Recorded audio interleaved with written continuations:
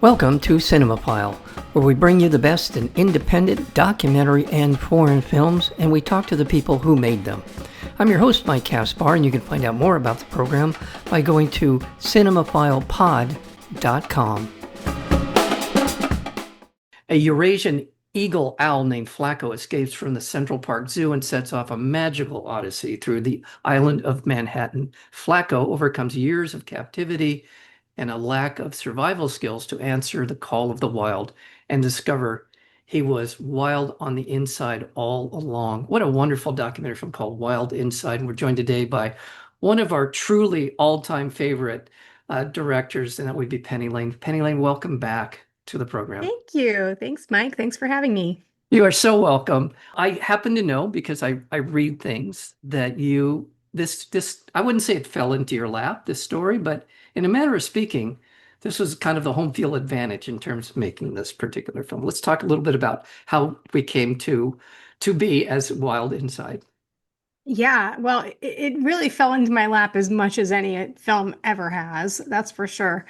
And then evening of February 2nd, 2023, a very good friend of mine just happened to turn a corner in Midtown Manhattan in a very quiet, like sort of, street where no one else was around. And he ran into this giant owl sitting on the sidewalk all by himself.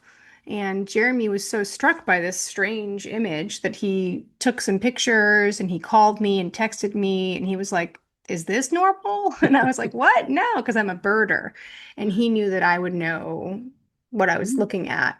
So I knew right away this was, not only not the right place for an owl to be, sitting on the sidewalk in Midtown outside the Bergdorf Goodman, but also that it was not even a native species of owl. I knew that it was a Eurasian Eagle-Owl, which is an owl from Eurasia, as the name suggests. So the immediate mystery of just who is this owl? What is he doing there? And is he okay? Does he need help? Was so compelling that I did not sleep that night. I was up all night worrying about this owl. And, I tweeted it out in an attempt to get wildlife rehabs to come help him or to help identify him or get him home. And that set off the story. Shortly after that, it was revealed that he was, in fact, an escaped zoo animal, but he had come from the Central Park Zoo, which was about two or three blocks north of there, and that he had lived in the zoo pretty much his whole life. He was 13 years old and had been there since he was about 9 months old. And he had never really flown. He couldn't really fly very well at that time. He was probably sitting on that sidewalk due to utter exhaustion from having flown 2 or 3 blocks, which was unthinkable for him at that time. He couldn't hunt. He didn't know how to feed himself. He'd always been fed frozen rats. And so it just seemed like this creature, this magnificent creature, was very much in need of help. And I was not alone in that feeling. I joke that I will never have an easier time convincing an audience to care about my protagonist. Like, you see this owl in this circumstance, and unless you have a heart of stone, you're kind of like intrigued and concerned. Like, it's so clearly not where he's supposed to be. Yes, as I think through your filmography, I think that's absolutely a true statement. Yeah. And by Yeah, the way, usually I'm like, oh, Richard Nixon, Kenny G, Satanists, like I well, don't Kenny usually G was a have nice man. I wouldn't want to knock Kenny G, but yeah, Richard Nixon. yeah. What was the guy from the 20s? Yeah, John Brinkley. John Brinkley. Oh God, yeah. No, that's a great. By the way, I'm going to let our audience know. Nuts with 2 exclamation points after it is your documentary about him, and really, really prescient today. You should have watched it 10 years ago, but nonetheless. Anyway, and all of what you just described is absolutely in the film, documented perfectly. We not only see the photographs you're talking about, we see footage, we see the look in his eyes as to what is happening, he had to feel like he was on the other side of the moon. And just so many things about it. And also immediately the sense of like wanting to take care of him. That's another thing that comes across. Let's talk a little bit about the Central Park Zoo, and which is highlighted in the film for a lot of reasons, not the least of which is he lived in this particular little enclosure. Let's talk about kind of what he went through for 13 years, because that jumped out at me. The Yeah. of his everyday life. Yeah, and that's an important, turning point in Act One, in the beginning of the film, because when you realize that he's an escaped zoo animal and he can't fly and he can't hunt, I mean, the zoo's got to catch him. They've got to save him, Yeah. and that becomes, sort of the beginning of the story as their attempts to capture him and save him. But as they're trying to capture him and save his life, we presume, because we assume he'll probably starve to death if he Yeah. doesn't get captured and saved. We're also learning about his backstory. Oh, where did this all come from? What were the circumstances of his life? And one of the things that you learn right away is that he lived in this very small, I would say, bus stop sized, if that, enclosure. This is an animal with a 6 foot wingspan. And I'm not an expert on owl care. We do speak to some people in the film who care for Eurasian Eagle-Owls, and they think that enclosure is just fine. You can judge for yourself.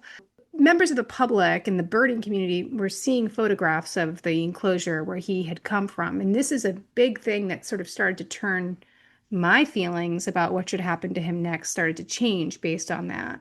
And the next thing that happened that changed people's feelings about what should happen to Flaco was that he taught himself to hunt Yeah. and fly after a little more than a week, which was frankly miraculous and beyond what anyone ever imagined he could do.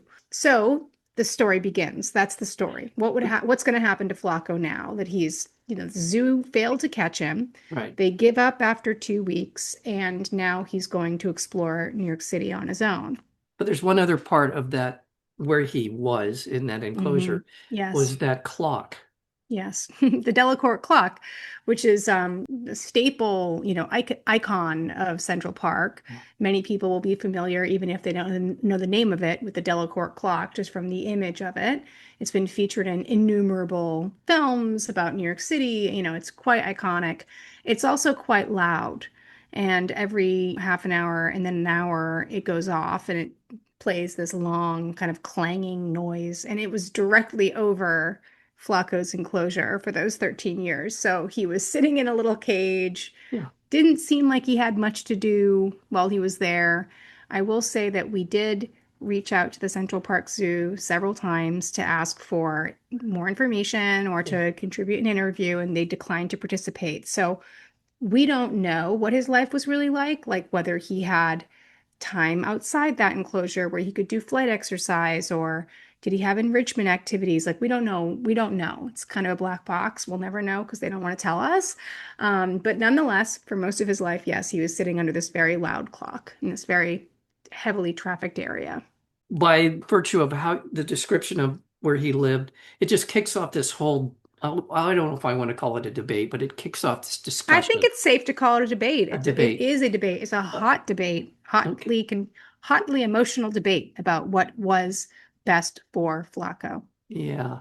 And the fact that he adapted, I don't want to break it down into the granular level of all this discussion, but there are people who were cautioning that he really needs to go back there because of it's for his own safety. And then there was Hmm. one comment, I think it was the woman who takes care of the rabbits. Is that JP? Do I have that correct? Hmm. She says, once an animal has demonstrated its ability to live outside of that environment, that's where she draws the line. And Yeah, so this is a lot of the film, if not all of the film, is a dialogue back and forth about this idea. absolutely. And I thought you were fair to both sides of it. But then at the heart of the film is this attraction, this connection with Flaco. This interspecies love story, It is you an might say. interspecies, yeah. Yeah, definitely it is that. And I mean, it's interesting because they're stoic animals, birds, I should say. They are just by Yes, nature. They're beautiful, they're mysterious, they're iconic. There's a lot of emotional, intellectual investment in them, in their place in our world. It's really a quite a convergence of very interesting things that happens in this film. yeah, in New York City, which is like a cool location for a story. I agree, and I think that owls in particular are so special, even within the bird. I love all birds, but Mm. owls are very magical. They're very mysterious. They feel like they come from this kind of other world, you know. They fly, they make no sound when they fly, which is very spooky. And often we don't even see them because they're in the dark. We just hear their like spooky hoots, you know, from a distance. They really are very magical creatures. And I really felt that Flaco, brought magic everywhere he went. And he appeared in New York City, which is a tough place for animals, all animals, including human animals, to live. Yes. And he really kind of like sprinkled a little like magical fairy dust and everything. And that's real and that's important. So as much as we wanted the film to be like a hard hitting kind of like debate around the ethics of things like captivity and, you know, whether it's ethical to release a Right. non-native apex predator in a local ecosystem where he could, I mean, he is a magnificent creature, but he also is a killer. You know, if you had let a lion loose from Central Park Zoo, there'd be no debate about whether it was safe to let him go. But you know, so there's a lot of things that we wanted Right. to explore in terms of the ethics and, you know, the science and all these things. But at the end of the day, it is really a kind of a fairy tale of a Yeah. film. It Yeah. has, you know, this sort of feeling of tapping into the kind of childlike wonder that we all feel in the face of seeing a wild animal, a magnificent wild animal. And you speaking of kind of the legend of owls is we often refer to them as the wise old owl, right? That's sort of a character we've grown up with. And the whole head turning thing is quite magnificent as well. That sort of adds to that sense of wow, what are they of this world in some sense? Yeah, very It strange is very creatures. strange. Most, I love all owls, but you know, a lot of owls are a lot creepier looking than Flaco. So he Yeah. was very lucky that he was one of the cute ones because there's like really scary ones with like black eyes, you know. And Yeah. so I think his beautiful orange eyes and his gorgeous, you know, feathers really helped make him so beloved as well. There's a film, and I hesitate to bring this up in a conversation with a filmmaker, but for those of you who have been around long enough to have seen a lot of documentary films, in some manner of speaking, it sort of reminds me, this film sort of reminds me of the wild parrots of Telegraph Hill. Yeah, for sure. That makes sense. And yeah, it was for me, that's one of my foundational documentary films when I was growing up. It completely I love opened that. my eyes and my I need mind to to watch that film again because I have also seen it, but it has been a long time. they re-released it, restored. Oh, It's a cool. 4K restoration. And I saw it in the theater for the first time, and the second time was fortunate enough to have the filmmaker on the show to talk about it. And in the sense that you get to know these parrots, the wild parrots of Telegraph Hill, but in this sense, I really do feel like I got to know Flacco. I really do. I mean, I felt Hmm. like I'm a glad to kinship hear with that. him. Yeah, I and mean, so he's the real protagonist of the story. He's not, you know, yeah. there's no human being that's the protagonist of the story. He's the protagonist. And in a classic narrative sense, because he's an individual and he's making decisions. And through his own agency and through his own decisions, Yeah. changes the outcome of the story. The story takes twists and turns based on his choices. And so it's quite satisfying narratively to have such a strong main character who like really acts like a protagonist should in a Yeah. good story. Yeah, you're right. Well, there's another aspect of this. By the way, I just want to remind our listeners, we're speaking with Penny Lane. She's the director, and as I said, one of the premier documentary directors in the world. That film is called Wild Inside. How much or how familiar or how surprising was the community who came together around this, the bird community, just people who didn't know much about owls or birds, but we get a sense of New York, the best of New York, I have to say. The thing I love about being in New York was you never know what's around the corner and you meet amazing people. Yes, it's true. How much was it surprising to me? I would say not very because I am a Yeah. birder. I was pretty familiar with like the birding community of Central Park. I even knew that there were some people, I wasn't one of them, who were like more particularly owlers. Mhm. That really specialized in tracking. It's very difficult to find an owl, not much less to get a decent photograph. of them because they're hard to find and they're only active in the dark. So, it's quite difficult and challenging. So I knew that there were people who were like specialists in owling as well. And so that didn't surprise me. I think what really just, as you said, drew me to it was the idea that it was like non-birders who cared about Flaco. That's really what was interesting. It's not surprising to me that the birders were interested in Flaco. They're interested in every bird. But the narrative around this animal, the story of his underdog kind of success, the outlaw story of him being on the lam and being chased by the zoo people who were trying to catch him with nets and him getting away, like this all really added a lot to his kind of lore and his legend. Yeah. And I wanted to be, again, an adult about it. Like there's a childlike wonder that I didn't want to deny that many people feel about Flaco out there in the world who aren't experts and don't know anything about birds or urban raptors or the problems of rat poison or any of these kinds of things, or the idea of an apex predator being set loose in a local ecosystem that he's not native in. A lot of people are just like, what a cute owl, what a cool owl. And that is cool and beautiful too. And I didn't want to discount that in the film, but we certainly wanted to bring more understanding to people who only knew him in that way, only knew him as like a cool Twitter, Yeah. bird, Twitter bird. Well, wild in the city. How's that for a theme? I mean, he was Yeah. wild in the city. He was, yeah. And I think he also taps us into our own wildness. Like Yeah. we are also wild animals. It's very easy to forget that. But there's something about seeing an animal overcome his like sort of lack of survival skills and his kind of like couch potato like status and become this magnificent kind of like apex predator, like the top of the food chain, like it's pretty inspiring. It makes you think about your own life. Yeah, it does. The questions, again, I think another thing that I love about the film is that you get a lot of information, not delivered in kind of an academic way, just an emotional, see the interaction between people talking about him and what should happen and why. And you bring in the people who run an aviary, a large enclosed area for birds, and the Hmm. arguments are made back and forth. And so there's all of those things. Before we get any further, I want to let people know how they can see Wild Inside. When and where are the opportunities we're going to have to see So it? the film is having a very special rollout. We're world premiering the film in Central Park for free in a giant outdoor screening in the evening of July 29th. That's coming up soon. And that's going to be very special because that's where Flaco was, made his home in New York City and where many of us saw him. And that's going to be very beautiful and cathartic, and I can't wait. And then 2 days later, starting on July 31st, it's hitting movie theaters. So it'll start at IFC Center in New York City, and then a few days later, roll out to about currently 50 cities across the nation have booked the film. We're adding more all the time. So FlacoDocumentary.com has all the listings and all the places where you could see it. I assume Los Angeles is on that list. Los Angeles is on that list, yes.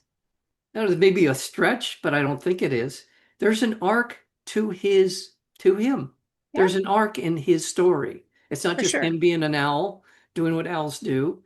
And you can't, again, I don't want to anthropomorphize this too much, but I can't imagine that he wasn't being impacted by the people that he was encountering, the way that people were encountering. I don't know, but I'm going to assume that there was some degree of interaction and or impact it was having on him. At any given moment, he could have chosen to go to places where we couldn't see him. There are places in Central Park that are more kind of isolated. Like there are lots of places in Central Park where I go to see birds where there are no people and it's hard to get there and it's hard to see, and he could have hidden himself away. I think there was something about the fact that he was a zoo animal initially, who was bred to be on display. He was used to being on display. He kind of stayed on display. Mm. And it was an unnatural kind of behavior. It's not a normal Eurasian eagle-owl behavior. There's a part of the film where we go to Europe and we kind of visit his wild brethren, and you see that they usually stay pretty far away from people. They're not like hanging out with us quite so much. So there was a part of his behavior that was quite unnatural, but in a way that was such a gift to us because we just got to spend so much time with him. I don't know if he recognized the people who spent day in and day out following him around, like a lot of the people in my movie, but I wouldn't be surprised if he recognized them or got used to them being around. And I would also just say the fear of anthropomorphizing is understandable. We all should be worried about that. But I find in life that our real problem ethically with animals is the opposite of that. It's the under empathizing with them. Like we really could stand to do a little more anthropomorphizing, frankly, if that's what it takes for us to care at all about our non-human neighbors. And that is like ultimately for me, the message of the film is really like, okay, it's super easy to fall in love with Flaco. He's so beautiful. He has this great story attached to him. Great. Is there any way that we could take even just like 0.001% of our love for Flaco and turn that to the animals who live here? They live here with us. They live in your city. They live in my city. They're trying to live here. We are so supremely selfish in the way that we build our urban environments. We make it very, very hard for them to live and live a good life and thrive and survive. Yeah. And, ultimately, Flaco's story makes that very clear. And I hope that people will learn something from it. Like, go on this fun. It's a really fun story. It's got lots of good twists and turns. We've got a very handsome main character and a charismatic guy in Flaco. And I hope that people will do that and then kind of in the end sort of take something from it and help think about our non-human neighbors just a little differently. Like, is there any extra empathy we could extend to them without pretending that they're humans and ascribing human emotions to them? You don't have to do that, but it's not hard to see that Flaco wanted to be free and wanted to fly and wanted to look for a mate and wanted to hunt. Like that is what he wanted. That's what an animal wants, to like express their instincts and to be able to do that. And every day we learn a little bit more about the social structure. We learn animals. We've learned that I think it was birds that were creating tools for themselves to use. Absolutely. It's not like we're not figuring out more and more and more about the attributes of our brethren No, you're on completely this right. planet, that Yeah. their social, all kinds of things that relate to who we are. And let's be honest, we Yeah, started out as one of these wild we beasts. sure did. Yeah, we sure So did. But no, you're totally right. Like science has brought us closer and closer with every passing year to understanding just how complex the consciousness of different non-human animals are, not just their intelligence, but their family structures, their social structures, and their sense of like knowing that they are individuals, knowing that they have their own goals and desires. Like all that is not woo-woo. Like if it ever was, it's not now. That's just like normal yeah, everyday science it now. is. That is accepted science. Now, getting deeper into that, like language skills, which Yeah. we now know that animals have languages. They understand each other by virtue of those traits. And And yeah, they can well, do things that we can't do, and by they the do a way. lot of things we cannot do. So that's another part of it. And we are killing them off. So this is not good. It's just not No, good. it's not. It's not. And I just want to say also, it's easy in the Flaco story to bash the zoo or, the kind of captive breeding world. But Flaco was born as part of a conservation breeding program, which is Right. also expressed in the film.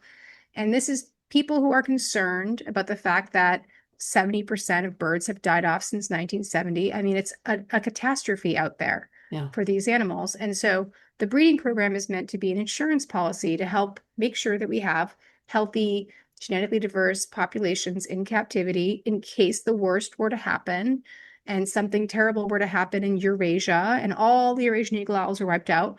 The breeding population that Flaco was part of is meant to be, Yeah. a solve for that. It's not like a sort of cruelty, Right. inspired activity breeding these animals. The people who are breeding them are doing that sincerely because they believe that's going to help conservation.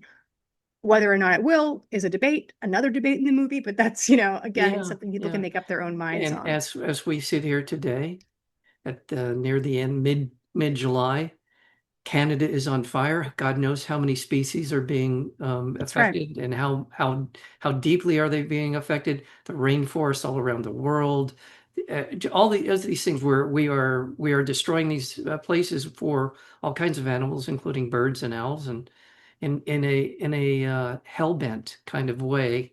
So yes, all of those things matter. Yeah, and we can talk about animal rights, which is like a really important topic, something I care a lot about, or we can also skip that topic entirely because it's too divisive and say, what about humans' responsibility for Yeah, animals? We yeah. have appointed ourselves to have dominion on this planet. We are making choices every day that affect every other animal on the planet. And so ultimately, like, even if you don't think animals have rights in the ways that humans have rights, that's totally fine. What about our responsibility to animals is something that I want people to think about too. Thank you. Penny Lane, thank you so very much. Wild Inside. Whew, come back anytime. You know how much I appreciate your work, and I hope you do. And that this has been an honor. Once again, Thank, another honor to thank sit you. down with you and Thank talk you, about your Mike. work. You're very, I'm very welcome. I'm Thank I'm you. so happy to be one of your, most returning guests. I hope you're working on something else. I'm sure you are. You're a Always, filmmaker. always, always, always. There's always more things in the Thank you. pipeline. You have been listening to Cinemaphile with Mike Kaspar, the place where you will hear from the best in independent documentary and foreign filmmakers. Please check out our previous interviews as well as upcoming interviews and special programming by going to cinemaphilepod.com. We are also available on Apple Podcasts, Spotify, and YouTube, searchable under Cinemaphile with Mike Kaspar. Until next time, thank you for listening.